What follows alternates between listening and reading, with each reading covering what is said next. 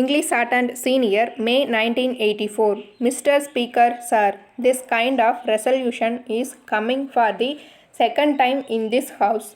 In the year 1977, a similar resolution was brought before this very House, and the Minister for Law then argued against the resolution, saying that it was not practicable and that it could not be implemented because of the size of this country. He also stated that there were many problems facing the country and that the implementation of such a policy will require large sums of money. He estimated the expenditure at rupees 800 crores for the provision of unemployment allowance. That was the main reason why he rejected the proposal, even though he was sympathetic in his approach to the problem. I think the same reason may be given by the Labour Minister in his reply to the debate. I support this resolution because everyone knows that the problem of unemployment is very great in this country.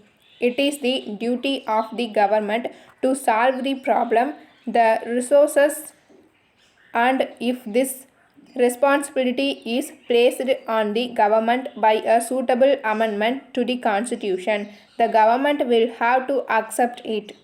In my opinion, if there is a will, there is a way.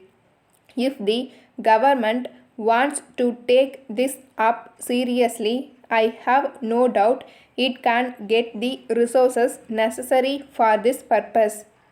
In this country, after 35 years of independence, we are not able to solve many of the problems facing the country, and there is great unemployment not only among the educated but also among the uneducated people.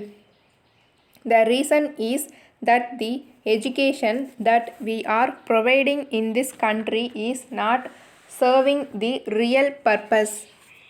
During the British period, this system was introduced and we have not yet changed it to the extent we want. This is responsible for the present situation. We are producing graduates in large numbers without any purpose.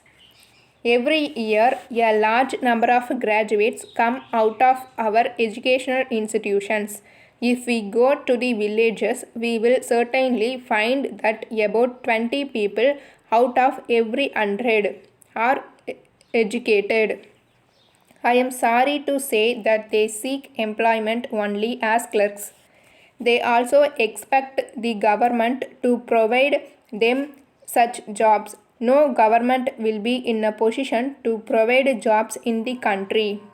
Any political party may say that it will provide employment to all, but after coming to power, it will find that it is not possible. In my opinion, it will be very difficult for any party to provide employment to all the people unless there is a great change in the educational system which was introduced a long time back. In this connection, my request to the government is this. Of course, it is not in the hands of the Labour Minister, but I request him to impress on the Educational Minister about the necessity to make a change in the scheme of education provided to the people. One of the reasons for the fall in the standard of education is that our young men do not benefit at all from the education which is now provided in our educational institutions. The education that we provide at present to students should be job oriented because we need technical men in various branches in our villages. But I am sorry to say that we are not having sufficient number of these people. If we provide this kind of education, we can provide them with employment. Letter dated 20th June 1980 from Kumaran and Sons, Madras, to Messrs. Gopal and Brothers, Madurai. Dear Sirs, Kindly refer to your enquiry of the 10th instance regarding our new product advertised last week. As you are aware, we are specializing in the manufacture and sale of the said product. We can guarantee that our product is of the finest quality. It will be introduced in the market within a few weeks and we are now ready to receive wholesale orders.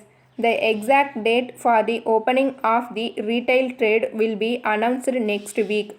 We have decided to give this commodity considerable publicity and we have already launched our publicity campaign in all the leading newspapers in the country.